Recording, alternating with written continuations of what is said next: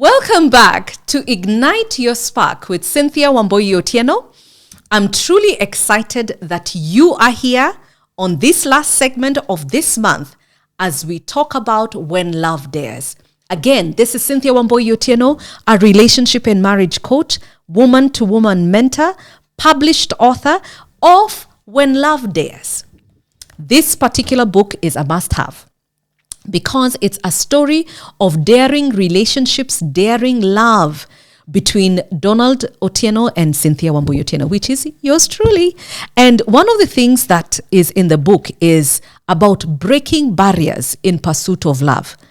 The barriers that we had to break in that relationship or in this relationship to actually get into it. We have 3 parts on the story: Dare to Launch, Dare to Love, Dare to Restore. Please get a copy of this book.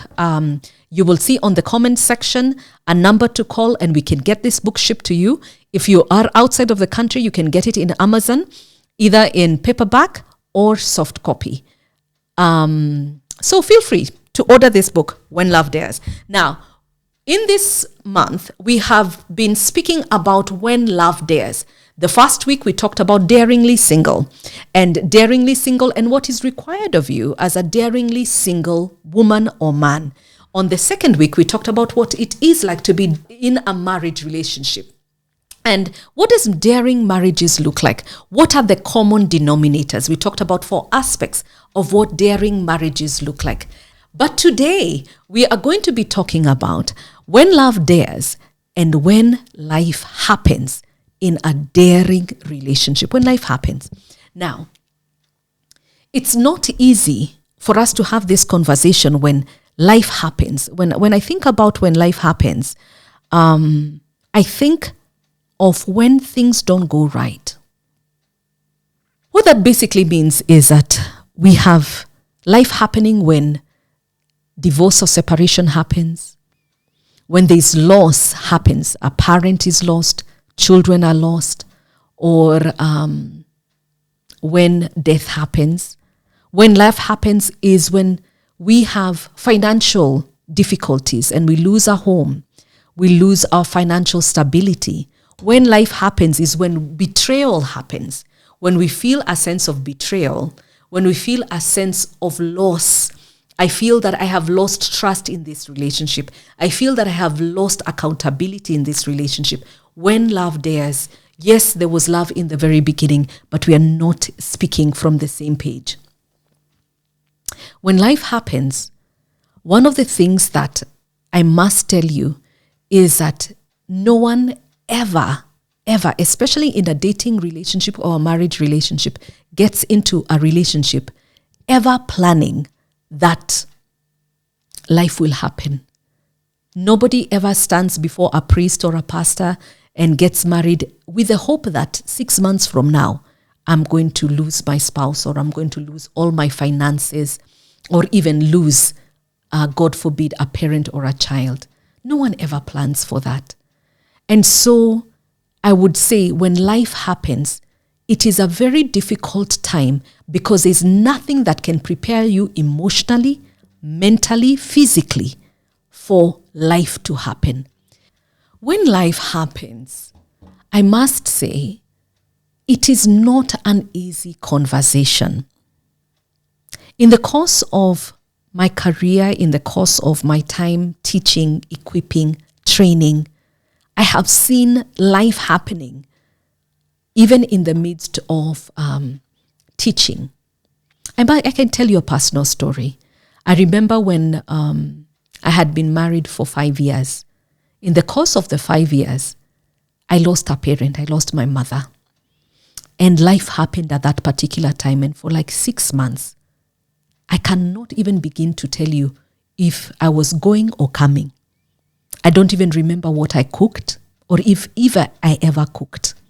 I cannot even begin to tell you if I remember what are my kids, their favorite color at the time. I feel like I have a blank space. I don't remember when I lost my mother. I remember losing my mom was one of the greatest tragedies I've ever experienced in my adult life. What I haven't shared is that 2 years before that, I had just lost my younger sister. So 2 great losses happened at a very close period of time. And at that time, I was in a very young marriage. I was still a new bride per se. And life was happening so fast at the time when we were going through all the losses and trying to figure ourselves out, trying to raise a young family. And in the midst, life is happening. So I can tell you, it's not easy. It's not easy at all. I feel you. As you listen to me, I can tell, or you will identify with some of the things that I'm saying. And so for this particular segment, when love dares, I would like you to tell you, dare to live. Dare to survive the circumstances that are before you. Love dares is when you dare to survive, dare to live. So here are some things that I would tell you to dare to live.